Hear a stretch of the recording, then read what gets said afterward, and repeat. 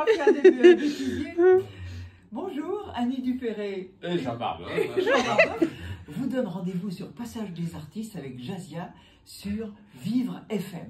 Nous parlerons de notre spectacle Mes chers enfants au Théâtre de Passy.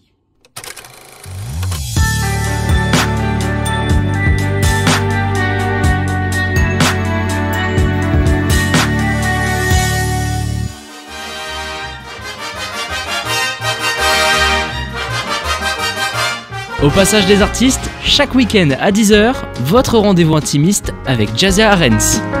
Bonjour à tous, vous êtes les bienvenus au Passage des Artistes sur Vivre FM. Je suis toujours aussi ravie de vous accueillir pour une balade du samedi matin à travers le parcours de mon invité. Et aujourd'hui, j'ai deux invités ce matin, donc j'ai le plaisir de recevoir deux artistes au destin extraordinaire, deux histoires passionnantes qu'ils vont vous conter. D'ailleurs, je vais les laisser parler au Passage des Artistes. Annie Dupéré et Jean Marbeuf, bonjour, je suis ravie de vous accueillir. Eh bien, Bonjour. nous aussi. Voilà. Alors, on va dans cette première partie d'émission parler un peu de ce chemin qui vous a conduit vers nous, vers vos auditeurs, vos fans, vos téléspectateurs, etc. Alors, Annie, vous avez un destin très particulier. Vous n'étiez absolument pas, et vous le dites d'ailleurs, vous l'assumez, pas du tout prédestinée à ce métier-là. Et c'est peut-être pour ça que ça marche, parce qu'il n'y a pas d'enjeu, il n'y a pas de pression, vous venez, vous vous amusez. Et à la base, ce que vous cherchiez, c'était juste une bande de copains. Voilà, elle m'a lu la dame. Oui, c'est vrai. Non, j'étais plutôt partie pour les Beaux-Arts. Moi, j'étais aux Beaux-Arts en section peinture et j'allais rentrer d'ailleurs avec l'un prof que j'adorais, Robert Savary. Et puis voilà, comme j'avais suivi pour étudier des textes, le conseil d'un orientateur professionnel qui a dit mais en même temps, il faut qu'elle continue à étudier des textes au conservatoire. Et que du coup, comme j'avais effectivement aucune vision de moi-même dans ce métier, j'étais tout à fait décontractée et ça m'amusait beaucoup. Et le fait d'avoir des copains, effectivement, a été un élément déclencheur. Parce que j'étais très seule à l'école, travaille seul aux Beaux-Arts, et là, tout à coup, j'ai découvert le à toi, à moi, l'échange et le fait de travailler ensemble. Je crois que ça a été déterminant. Et vous avez, alors je l'ai lu, je ne sais où, vous avez eu le nom donc de cet orientateur il n'y a pas si longtemps. Oui, il n'y a pas si longtemps, Monsieur René Galigot. Ouais. Voilà. Monsieur René Galigot a changé ma vie. Qui a changé votre vie. Alors très souvent, moi je pose la question quand ce sont des surtout dans ce milieu de la comédie et du spectacle vivant, je pose la question à savoir, mais est-ce que quelqu'un a changé votre vie? Est-ce que vous avez, vous par exemple, Jean Marbeuf, est-ce que une rencontre a bouleversé votre destin? Vas-y, j'ai réfléchi pendant ce temps-là. Mais vous nous l'avez dit.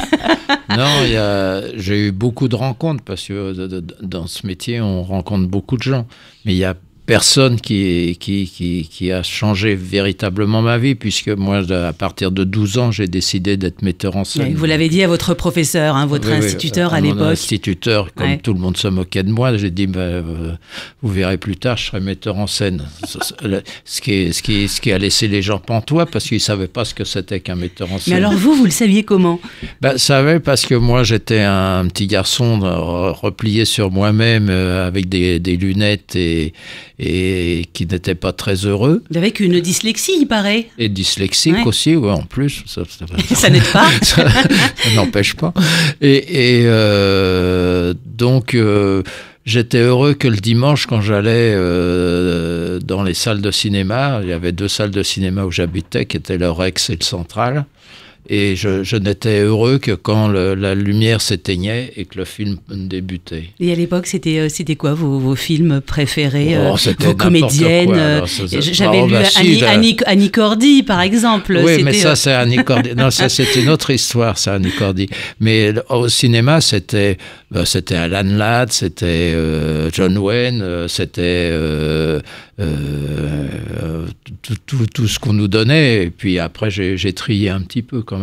Non, Annie Cordy, c'est autre chose. C'est ma mémé qui était fourreuse dans le 15e et qui un jour est venue me chercher et m'a emmené au théâtre.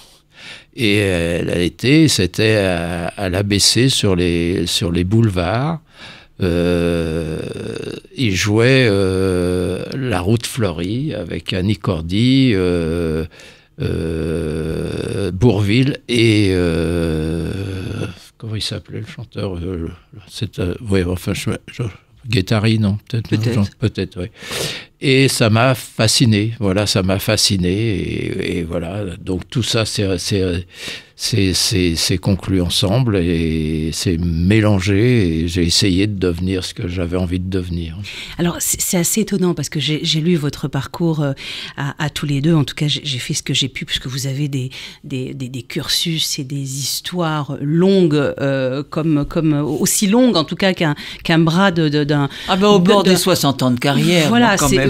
Mais c'est hallucinant, parce que c'est quand même jaugé de certaines choses, pour etc. Annie, c'est 60 ans de carrière, pour moi, c'est 60 ans d'échec. Enfin, vous avez quand même pas mal échoué, je trouve. En tout cas, vous êtes sorti parfaitement bien. Si je vous disais, Jean Marbeuf, si je vous disais, par exemple, un mot comme ça, pas pris au hasard, mais j'avais envie qu'on aborde le sujet. Si je vous disais mon nom Superman, ça vous évoque quoi? Ça me dit que j'ai eu la meilleure récompense du monde, c'est-à-dire que le film a été totalement interdit. C'est incroyable d'en arriver là. Alors comment ça s'est passé? Vous le saviez avant ou pas? Pas du tout. J'ai fait. C'est un court-métrage. C'est un court-métrage que j'ai fait avec des bouts de pellicule que j'avais raflé à gauche à droite avec 2-3 copains, etc. Et on a fait ce film, puis on l'a présenté à la commission de censure. Et la lettre qui est sortie était extraordinaire. Et j'ai été interdit, y compris de sortir le film de Paris, quoi. On n'avait pas le droit de le transporter. Voilà. Et donc, c'est la plus belle récompense qu'on pouvait me faire à cette époque-là. C'était explosif, alors. Oui, c'est le moins qu'on puisse dire. En tout cas, on vous a... la commission de contrôle l'a... malheureusement ou heureusement, je ne sais pas, vous me le direz, elle vous a en tout cas traité d'anti-militariste. Oui, non, mais ça, Qu'est-ce que ça veut dire, d'ailleurs? Qu'est-ce que veut dire ce mot? Antimilitarisme, c'est d'être contre les militaires qui font la guerre, et que je n'aime pas ni la guerre, ni les armes à feu, ni tout ça. Non, mais elle m'a traité de tout, donc j'étais anti-tout, donc, et ce qui est vrai. Mais ce qu'ils n'avaient pas bien compris, c'était le message du film, parce qu'à l'intérieur, c'était moi que je mettais en cause, voilà, parce que je n'arrivais pas à changer la vie des gens, voilà, c'est tout. Ça a été ma grande ambition quand j'étais jeune, de vouloir changer la vie des gens. J'y suis pas arrivé, j'ai un petit peu changé la mienne, c'est tout. Et ça, c'est le plus important. Dites-moi, Annie Dupéré, est-ce que vous avez fait plein de choses, de la photographie, du théâtre, de la comédie, est-ce que vous pensez, en tout cas sur la partie théâtrale, est-ce que vous pensez qu'aujourd'hui, on est un peu plus libre ou un peu moins? Libre, je veux dire, sur les sujets, sur les choses qu'on attaque. Oui. Je dirais plutôt un peu moins. Mais en même temps, les temps changent énormément. Par exemple, il y a beaucoup de... Je crois qu'on revient, j'en discutais avec une amie comédienne justement hier soir, vous voyez, elle disait qu'effectivement, sortie d'Avignon, elle a vu qu'il y avait pas mal de jeunes maintenant qui n'attendent par exemple plus qu'on les appelle, que tel metteur en scène veut bien dire, ils font leur truc.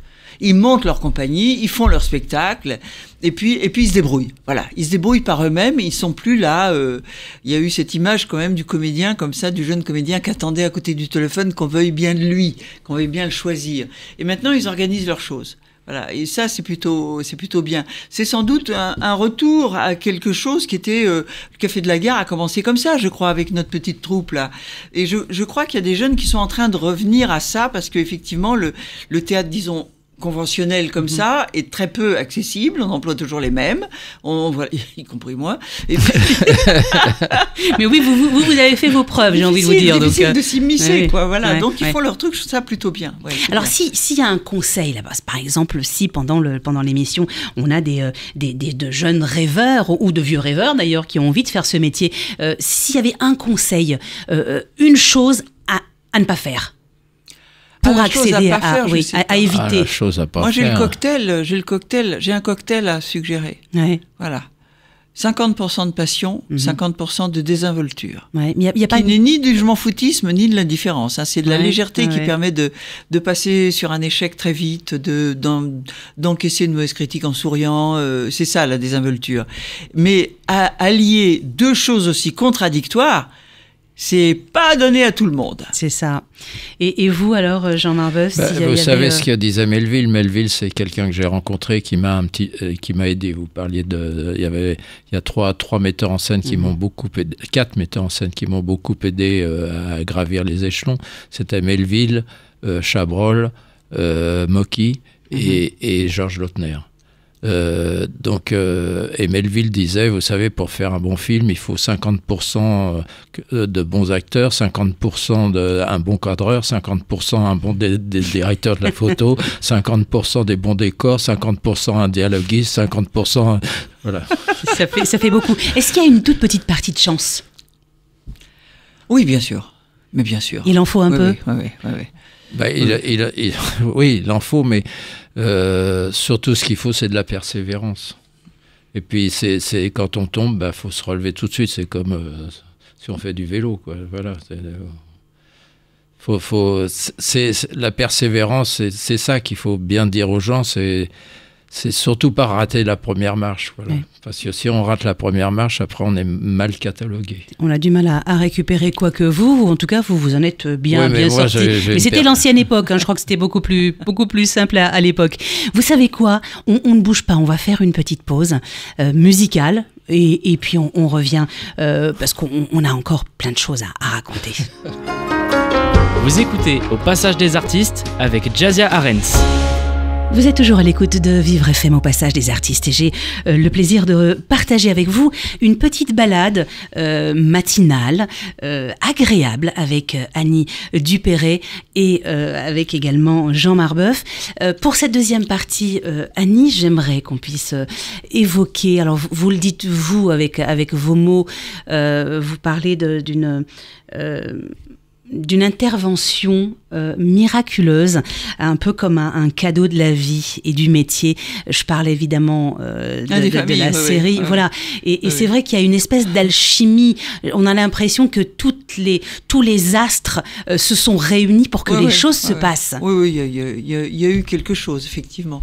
Mais bon, je l'ai beaucoup raconté, mais c'est vrai que je finissais d'écrire ce livre où j'avais passé 4 ans à travailler sur le voile noir, sur le deuil impossible de mes parents. Pour ceux qui ne le savent pas, je les ai trouvés morts par terre quand j'avais 8 ans et demi. Difficile de s'en remettre. Et j'ai décidé d'écrire là-dessus sur les photos de mon père. Et puis, bon, 4 ans, en jouant quand même entre deux, mais quand même, c'était dur. À la fin, j'étais dans un état pas possible. J'avais inventé de me mettre un rouleau de papier chiotte en sautoir pour pas avoir cherché des Kleenex. Je pleurais tout le temps. Et donc, c'était un peu comme un exutoire, quelque chose, c'était un deuil. Vous faisiez votre deuil à cette époque ? Pas encore. Un pas, 10 ans pour faire un pas. Sur ce genre de choses. Et puis j'ai demandé à mon agent et ami de me trouver une comédie pour m'alléger. Et elle m'a dit au mois d'août, elle m'a dit, tu voulais une comédie ? Il y en a 3 fois 1h30. J'ai dit, vu l'état où je suis, ça sera bien, faudra moins ça. Et puis après, elle me dit, ça commence tout de suite. Là, je lui dis non. Non, parce que je rends mon bouquin au plus tard le 15 septembre. Je suis dans les pages les plus dures à la fin. Elle m'a dit, t'as de la chance, ça commence le 16. Et ça s'est pas arrêté là, puisque j'ai rencontré Joël Santoni, qui était le metteur en scène, qui m'explique qu'il a jamais rien fait de drôle de sa vie. Et je rigole. Et au bout de 5 phrases, on découvre qu'on est orphelin de père et de mère au même âge. C'est extraordinaire. Là, c'est vrai que moi qui suis pas croyante non plus, mais je crois au mystère. Ouais. C'est vrai que on sait pas où ils sont, mais j'ai levé la tête instinctivement. J'ai fait trop bien organisé. C'est pas possible que ce soit naturel, quoi. Tout à fait. Et ça a été une très belle aventure. Quelle aventure. Elle a duré combien de temps ? Entre 92 et 2018. Et on avait effectivement, avec Joël, on a eu cette complicité d'orphelins qui fait que ça aussi, c'est pas donné à tout le monde. C'est pour voir rebondir très vite du drame au net clown. Parce qu'on avait fait ça tout le temps, donner le change. Et c'est vrai qu'on a navigué comme ça à faire des sujets qui n'étaient pas forcément évidents dans une comédie. J'ai eu un cancer, on a traité du deuil, de ceci, des secrets de famille, il y avait des trucs très durs à jouer. En même temps, une espèce de folie comme ça qui fait que les gens, je crois que l'amour des gens, si on peut parler d'amour pour cette série, ils ont parfaitement compris que c'était pas un truc ordinaire, quoi. C'était pas une télé comme les autres, pas du tout. Il y avait un petit miracle dessous.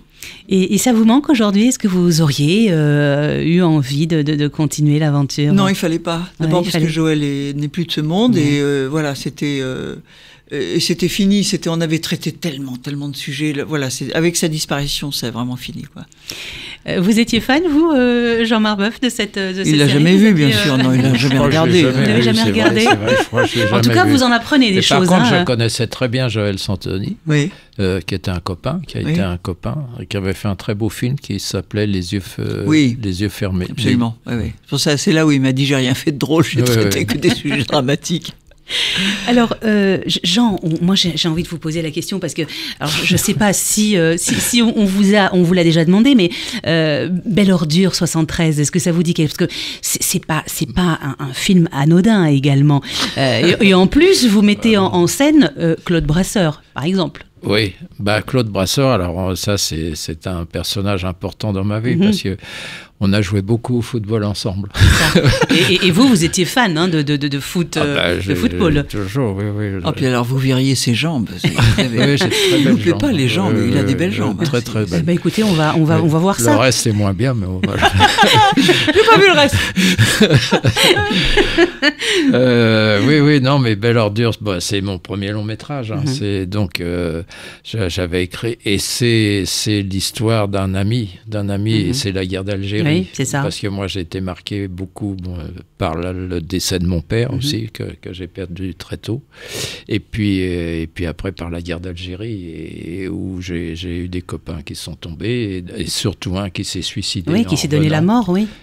Qui s'est pendu. Qui était le gardien de but, il me semble. Oui, gardien de but, très bon gardien de but, formidable. Et ça m'a bouleversé, voilà. C'est pour ça que je suis antimilitariste, pour revenir. Ça, je comprends bien. Et puis il y a eu autre chose, il y a eu un court-métrage pendant une période un peu compliquée pour vous, qui était liée à votre santé. Vous faites, alors votre médecin, parce que moi j'adore raconter ces petites années, parce qu'on les raconte pas assez, je trouve, et elles sont très inspirantes. Vous, Jean Marbeuf, pareil, votre médecin vous dit, écoutez, vous allez subir une intervention assez importante, qui va durer très longtemps, 6 heures, je crois, si mes souvenirs sont bons, donc c'est 9 heures. Et il vous dit, écoutez, si vous avez des choses en cours, faites-les parce que vous êtes peut-être... Puis vous vous dites, bon, je vais peut-être perdre des neurones ou l'esprit ou la vie. Et vous faites un court-métrage qui s'appelle Help. Je vous laisse en parler parce que c'est aussi une très jolie histoire. Oui, c'est parfaitement exact tout ce que vous avez dit. J'ai dit, combien de temps vous me donnez? Il me dit, je vous laisse une semaine. Je dis, c'est pas beaucoup, une semaine, 15 jours, vous pouvez? Oui, 15 jours. Je rentre à la maison, je vois Anne-France et je dis, bon, allez, on réunit les copains et on fait un court-métrage, voilà. Et puis comme ça, si je meurs sur la table, j'aurais fait mon testament. Donc, et je fais ce court-métrage avec Julie, ma fille, et puis tous les copains, et puis Tardy qui vient faire les décors, et c'est formidable, et j'adore ce court-métrage. Alors, vous, je l'ai aussi écouté, Jean Marbeuf, excusez-moi, parce que je fouine beaucoup et donc j'ai cru comprendre que vous étiez primé un peu partout, notamment en Belgique, au Canada, mais très peu en France. Est-ce que vous pensez que le public vous boude un peu? Le public, non, parce qu'il n'a pas... le public, il est derrière un paravent, bien sûr. Qui sont les critiques, et qui sont les distributeurs, qui sont les producteurs. Donc, pour l'atteindre, il faut franchir. Moi, je m'entends très mal avec les producteurs et avec les distributeurs, donc je m'entends très mal avec beaucoup de gens, sauf Annie Dupéret, où je m'entends très bien. Mais c'est très compliqué de ne pas s'entendre avec Annie Dupéret en même temps. C'est quelqu'un qui parle cash. Mais il faut, c'est bien. C'est pas quelqu'un qui se laisse faire, c'est pas quelqu'un quelqu'un qui a ses opinions, qui a ses avis, il en faut. Et qui les manifeste et qui les dit. Et je trouve ça parfaitement formidable. C'est ce qu'il faut. C'est vrai que dans ce milieu, est-ce qu'on manque un peu de courage parce que il faut que les choses soient un peu plus lisses pour avoir. Voilà, je sais pas si vous avez eu vous de votre côté des choses comme ça à raconter parce que on est tout de suite traité de vieux réac ou d'anarchiste ou dès que les choses ne sont pas lissées. J'aimerais mieux anarchiste. Ouais. Non, moi j'ai tendu à la cohérence, ouais. C'est-à-dire à relier l'image publique. Est-ce que je suis vraiment pas à avoir cette espèce de un truc à défendre qui est un peu artificiel comme ça. Donc je crois que les gens qui, une fois qu'ils ont lu par exemple mes livres et vu Les Familles Formidables, savent à peu près qui je suis. C'est ça le truc. Donc on est quelque part de plein pied. Et puis j'ai eu une chance peut-être. C'est pas de la modestie, c'est que peut-être le malheur d'enfance fait que il y a une prise de terre, si j'ose dire, évidente, et on a toujours cet étalon du pire comme ça, qui fait que on peut pas avoir la tête on peut pas se laisser griser. Ouais. On est ramené tout de suite à l'essentiel est toujours là comme ça. Et donc il y avait absolument aucune chance que je prenne la grosse tête. Et vous alors, Jean, est-ce que c'est facile d'avoir son tempérament et de le calquer presque avec les autres, parce que c'est un métier de contact, c'est un métier où il faut avoir un producteur dans la poche, il faut avoir un distributeur, il faut avoir des copains. C'est un métier de relationnel, de relation presque. C'est compliqué de gérer tout cela. Oui, parce que quand on a de tempérament, oui, c'est compliqué parce que moi, j'explose facilement. Donc, non, mais moi, je suis quelqu'un de très gentil. Hein, je suis adorable et tout, mais il faut pas m'emmerder, quoi. C'est tout. Bon, moi, là, comme ça, on le sait. Alors, vous savez, on va encore, parce que on parlait de rencontres tout à l'heure, et avec vous, Jean Marbeuf, vous avez rencontré, alors vous avez même révélé un grand comédien dans Monsieur Balbos. Alors, je ne sais pas si ça vous dit quelque chose. Oh, c'était en 74. C'était Galabru. Oui, Michel Galabru. Michel Galabru. le gros il était comment, Jean, dites-moi? C'était une pâte à modeler. Ouais. C'était un énorme comédien d'une lâcheté exemplaire. Ça lui fera plaisir, là, oui. Non, mais il le savait, il le disait lui-même, c'est pour ça que je me permets de le dire. C'était d'une bonté extraordinaire, d'une joie de vivre aussi formidable qu'il a gâché toute sa vie. Voilà, j'ai adoré cet homme, et puis j'ai essayé de le secouer, on a toujours, et puis on n'y arrivait pas parce qu'il disait oui à tout le monde, parce que il avait peur de tout, parce qu'il avait peur des femmes, parce qu'il avait peur, voilà.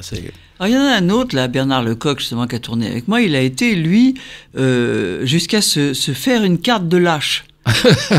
Et une carte de lâche extraordinaire, où il a écrit n'attendez aucun geste courageux de la personne qui ceci, cela. Et d'ailleurs, il terminait avec un carré blanc en disant vous comprendrez que vu la lâcheté du propriétaire, il n'a pas mis sa photo. Ou éventuellement, on peut mettre excellent. La photo du meilleur ami pour le faire accuser à sa place. Enfin, il a fait un truc comme ça très très drôle qui te plairait beaucoup. Mais Jarry avait ça quand il rencontrait quelqu'un, il disait surtout ne comptez pas sur moi, je suis là. Mais c'est bien de tourner les choses en dérision, et ça, vous savez le faire, Jean, par vos films et par tellement d'autres choses. On fait une autre pause, et puis cette fois-ci, on va parler de la pièce, parce que vous travaillez ensemble. Et puis, voilà, et puis on va parler théâtre. Parce qu'on s'est enfin rencontrés. Voilà, c'est ça. Vous écoutez Au Passage des Artistes avec Jazia Arens.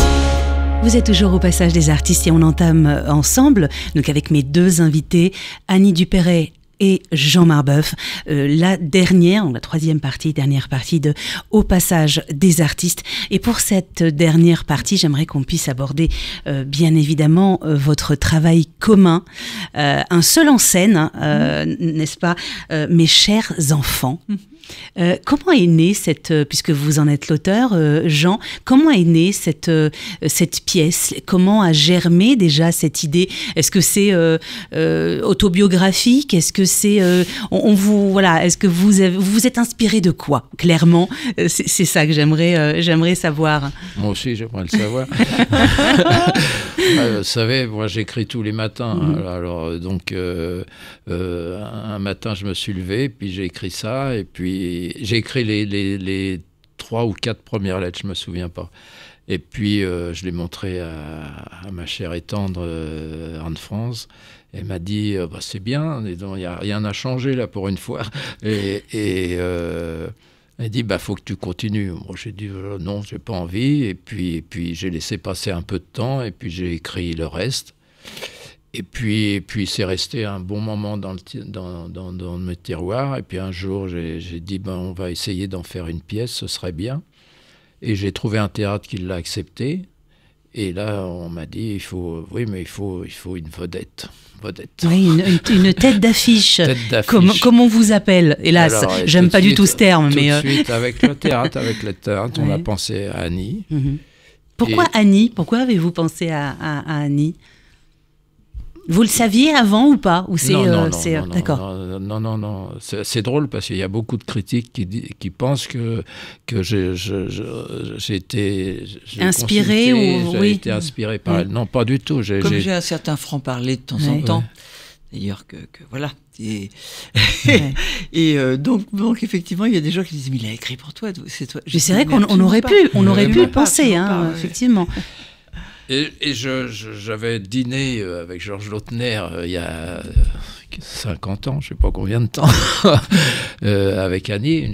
Et puis bon, voilà, et le nom est apparu, et ça m'a bien plu. J'ai envoyé par son agent que je connaissais, qui était mon ancien attaché de presse. Et un jour, j'étais à la banque où je réglais des problèmes, et tout d'un coup, un coup de téléphone, je prends le téléphone et je vois Annie Dupéret. Et elle me dit, je viens de lire les lettres, là, je viens de rentrer de tournage, je viens de lire les lettres et ça me plaît. Et on ne peut plus aux anges. Mais ce que je ne savais pas, c'est que je ne la connaissais pas bien, et après je l'ai rencontrée. Et après, nous avons travaillé ensemble. Et je peux dire que ça a été un apport énorme. Elle a vraiment participé à l'écriture par moments. Elle a bien changé les lettres, elle les a bien conditionnées vis-à-vis d'elle. Et ça a été vraiment... quand des fois je gueule contre les acteurs parce qu'ils n'apportent rien, là, elle a apporté tout un bagage formidable. Et en plus, elle est magnifique sur scène. J'ai pas fait grand-chose, c'était des petits... Non. Des petits trucs comme ça. Mais on s'approprie un texte comme cela. Oui, c'est obligé parce qu'en fait, c'est pas un rôle, ce sont des lettres à offrir aux gens, et en même temps, elle les relit pour elle, on le comprend à la fin, mais elle les offre aux gens. En fait, c'est un texte à habiter. Alors, c'est assez bizarre, c'est plus fatigant qu'il n'y paraît, et que même je le pensais au début, parce qu'effectivement, comme elle revit des émotions qui passent très vite, d'une phrase à l'autre, comme ça, on se retrouve au bord des larmes, et puis après elle rigole, et puis donc c'est parce qu'elle revit ce qu'elle raconte. C'est assez curieux. C'est un texte à habiter. C'est exactement ça. On rentre dedans comme dans un gant, et puis on devient le texte, quoi. Donc c'est pas tout à fait la même chose que de faire un personnage. C'est assez marrant. Et lorsque Jean Marbeuf vous propose de jouer ce rôle-là, j'imagine que vous lisez d'abord D'abord, j'ai lu avant une sieste, parce que je suis très adepte de la sieste. Moi, j'ai l'air très énergique, comme ça, je tiens pas une journée. Bon, il faut une coupure au milieu. Voilà, pour reprendre, j'ai l'impression de commencer une nouvelle journée. J'ai dit, avant la sieste, des lettres à des enfants, c'est mignon, je vais en lire 3-4, puis on verra après. Et puis, j'ai pas pu le lâcher, finalement, pas de sieste. Et je crois que j'ai appelé Jean dans la foulée, tout en me disant, mais merde, j'ai pas envie de mettre seul en scène, j'ai pas envie de me retrouver seul en scène, mais tant pis, j'y vais. Et c'est la première fois pour vous que vous êtes seul en scène? Non, j'ai joué une chose terriblement difficile, c'était Oscar et la Dame Rose. Ça c'était un morceau... je crois que j'ai rien fait de plus difficile dans ma vie. Pour quelle raison? Parce que c'est un petit garçon, il faut jouer le petit garçon, la mère, les docteurs, les rôles. copains et tout. Et puis surtout, il y avait 1h50 toute seule. Et ce petit garçon, il dort un peu, puis il se réveille, puis il passe à autre chose. Donc il n'y a pas de repère dans ce texte comme ça. Enfin, c'était très beau. C'était Éric Emmanuel Schmitt. Ce texte-là avait été joué par comment elle s'appelle, Daniel Darieux. Darieux et tout. Et Éric Emmanuel me l'avait proposé. Et je lui avais dit, mais pourquoi moi, puisque je suis plus jeune en fait que le personnage? Et il m'avait répondu une très jolie chose. Il me dit, parce que je connais ton histoire d'enfance et tout, j'ai eu des merveilleuses dames roses, mais j'ai jamais vu mon petit garçon. Et avec toi, je vais le voir. Quel poète, Éric Emmanuel Schmitt. On revient à la pièce, au seul en scène. Qu'est-ce qui vous interpelle au début quand vous lisez les textes que vous a apportés Jean? La vérité. La vérité. Je vais citer un truc de la première lettre, par exemple, qui est une chose sur laquelle qui vous éveille tout de suite en se disant « Oh, c'est bon ». C'est-à-dire cette femme qui est très heureuse de voir tous ses enfants le dimanche, elle dit après, devant la télévision éteinte, je me rappelle de vos rires, de vos blagues. Chaque dimanche, je vieillis. C'est le contraste. Et là, tout de suite, sur une phrase comme ça, on se dit c'est bon, quoi. C'est vrai, c'est une chose qui percute, voilà. Et de passer à l'émotion, enfin en tout cas cet ascenseur émotionnel a été voulu. Vous avez voulu concevoir ce texte de cette façon, c'est-à-dire on s'émouvoit, on pleure, on rit. Est-ce que ça c'était volontaire ou vous avez juste décidé d'écrire ? C'est difficile de répondre à votre question parce que si je réponds oui, ça veut dire que je construis, que je pense à ce que je fais. Là je pense que c'est tellement inné de moi, que c'est tellement sorti comme ça. Alors après, on corrige, mais vraiment, d'abord, dans toutes mes pièces, c'est toujours la bascule entre la tendresse et le désespoir. Donc, voilà, mais c'est pas un truc que j'ai dit, oh, je vais faire ça comme ça. Enfin, c'est un truc qui est venu, voilà. Il s'est un peu imposé à vous. Oui, complètement. Oui. Alors, évidemment, il y a du travail, parce qu'il arrive un moment où on en a marre du truc qui s'impose à vous. Donc, on a envie de le jeter. Mais en plus, après, ce que je disais tout à l'heure, on a vraiment fait un gros travail ensemble. Ça a été formidable. Moi, je trouve que ça a été formidable. Moi qui supporte pas qu'on touche une virgule de mon texte, et il a été largement...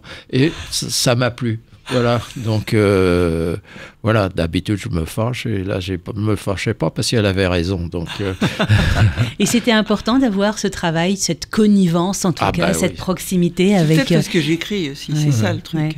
Ouais.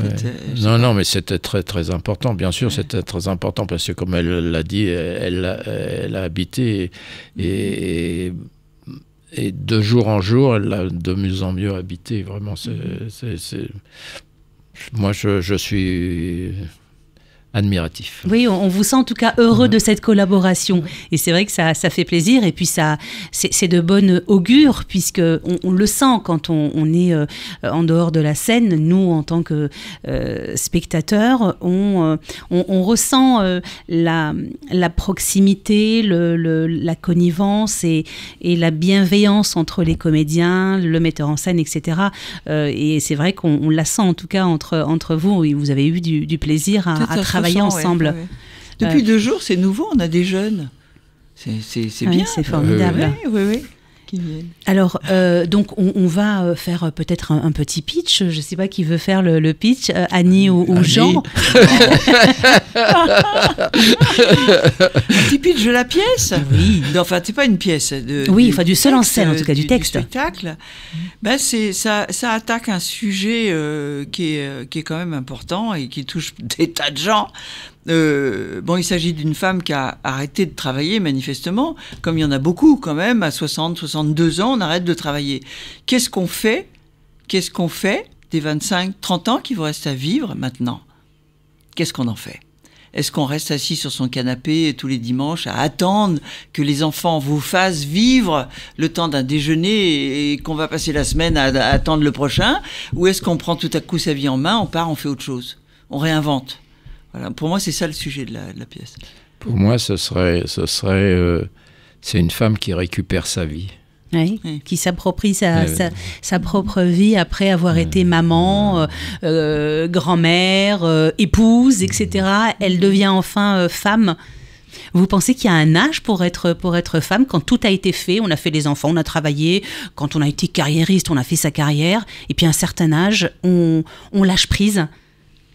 Oui, certainement. Il y a plein de femmes, effectivement, comme ce personnage le fait à un moment, de s'investir dans le bénévolat, dans des choses comme ça. Il y a quand même plein de gens, tout à coup, qui au lieu de rester comme ça, regardent le monde autour d'eux et disent qu'est-ce que je peux faire, qu'est-ce que je peux apporter, au moins encore, voilà.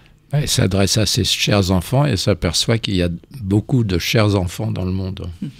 Alors, on rappelle le Seul en scène, ce spectacle dont vous êtes, Jean Marbeuf, l'auteur et le metteur en scène. D'ailleurs, me vient une question là comme ça. Est-ce que c'est compliqué d'être l'auteur et le metteur en scène? Est-ce que c'est compliqué d'être autant impliqué? Est-ce que ça demande beaucoup de travail, beaucoup d'efforts?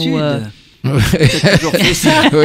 Oui, j'ai toujours fait ça. Mais de faire les deux en même temps, est-ce que ça demande plus d'efforts c'est une question qui s'est posée quand on a dû le faire. Et puis, comme j'ai eu une pièce qui s'est jouée au début de l'année, là, au Théâtre de la Porte Saint-Martin, qui est-il arrivé à Bette Davis et John Crawford, mise en scène par Michel Faux.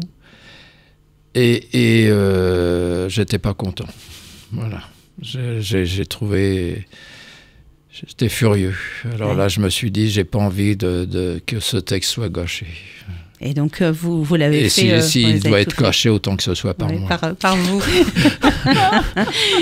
Alors, je rappelle donc votre Seul en scène, dont vous êtes l'auteur et le metteur en scène, interprété brillamment. Je ne l'ai pas encore vu, mais je viendrai vous voir, mais j'imagine qu'il est interprété avec beaucoup d'émotion et beaucoup d'amour. Donc, Mes chers enfants, donc c'est au théâtre de Passy.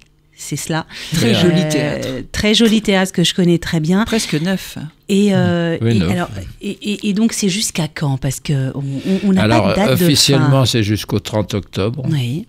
Mais comme on est plein tous les soirs, donc il y a de fortes chances que ça... Évidemment. Voilà. Une bonne nouvelle. Si ça marche bien, évidemment, on continue. Oui. Mais vous avez bien raison. Une dernière question pour vous deux. Comment se porte le théâtre depuis cette parenthèse un peu problématique pour le théâtre et le monde du spectacle après cette pandémie où tout a été fermé? Est-ce que les gens aujourd'hui reviennent au théâtre? Est-ce que, depuis l'ouverture, est-ce que les théâtres se remplissent? Comment se porte-t-il le théâtre aujourd'hui? Alors je ne sais pas vraiment parce que je ne suis pas vraiment sortie beaucoup puisqu'on a travaillé. Mais je crois que les gens recommencent à sortir. Moi, ce que je sais par ailleurs avec les livres et avec les signatures ou les salons du livre que je fais, c'est que les gens font très très attention aux dépenses. Très attention. Comme on les effraie tout le temps, je veux dire, c'est vrai, voilà, on n'arrête pas de les effrayer sur le prix de ceci, sur le prix de cela, quand on va vous couper ci, attention, voilà. Et donc, c'est très symptomatique sur les livres. Bien sûr, Par exemple, j'ai fait une conférence sur les livres à Strasbourg, là, il y avait plus de 360 personnes pour m'écouter. J'ai vendu 40 livres. Il y a quelques années, on en aurait vendu presque tous l'auraient acheté. Et là, on sent qu'il y a une dame qui m'a dit carrément, vous savez, je fais attention, je vais attendre le poche. Voilà. Je crois qu'on en est là. Et pour le théâtre, c'est pareil, c'est cher quand même une place de théâtre. Bien sûr. Voilà. Et vous, Jean Marbeuf, est-ce que vous moi, êtes je connais pas bien le théâtre. Je sais pas bien comment. Je sais le cinéma. Par contre, le cinéma, c'est une véritable catastrophe. Les gens ils vont pas beaucoup. Donc, il y a une désertion, mais il y a de multiples raisons. Il y a eu la pandémie et puis et tous les gens sont restés devant leur télé et à regarder les plateformes. Et là, c'est vrai que ça a tué un peu. C'est mortel. Mais le cinéma existe toujours, et il va se redresser, mais ça va être difficile. C'est perçu comme un superflu, c'est ça. la culture, livre, théâtre, cinéma est perçue comme un superflu, alors qu'il y a une chose qui me frappe, les gens font très attention aux sous, mais les restaurants et les cafés sont pleins. C'est très paradoxal. Ils bouffent, ils boivent. Peut-être il y a un truc de temps de crise comme ça, où on se rassure, on se remplit comme ça, puis de chaleur comme ça à discuter. Mais la culture est perçue un peu comme un superflu. On rappelle encore une fois, parce que c'est le moment de nous quitter, mes chers invités. Donc, mes chers enfants, c'est au théâtre de Passy jusqu'à fin octobre. Alors, si tout va bien, puisque ça se remplit plutôt bien, on ira un peu plus loin. En tout cas, longue vie à ce seul en scène, à ce spectacle-là. Annie Dupéret. Jean Marbeuf, merci d'avoir accepté mon invitation. Merci d'avoir fait cette petite promenade au passage des artistes ensemble. Pas facile à trouver, le passage des artistes. mais ensuite, il est très agréable à parcourir. Tout de même. Je rappelle à nos auditeurs donc, que juste après, ce sera le tour de David Siméon, mon collègue, qui nous parlera encore de culture pour Portrait Culture entre 11h et midi. We're gonna keep it low key, keep it softly spoken, with no strings tying you to me.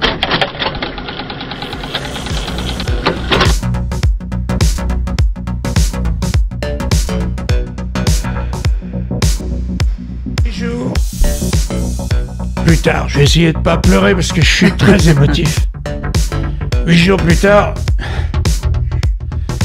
Volansky m'appelle et il me dit: tiens, merde, ça c'est ma femme.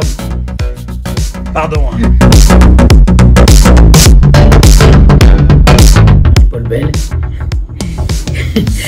Je voulais simplement, dans cette blague. Bonjour, je recommence. Bonjour, c'est Catherine. J'aimerais que vous nous retrouviez au passage des artistes avec la passionnée Jazia.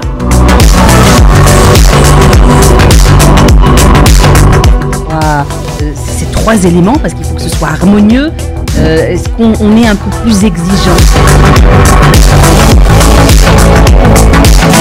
Vous êtes comment au boulot? Plutôt tyrannique, plutôt cool? Dramatique. Ouais. C'est pour ça que c'est mon dernier disque. Je ne fais plus de disque. Arsène Radio. Arsène Radio.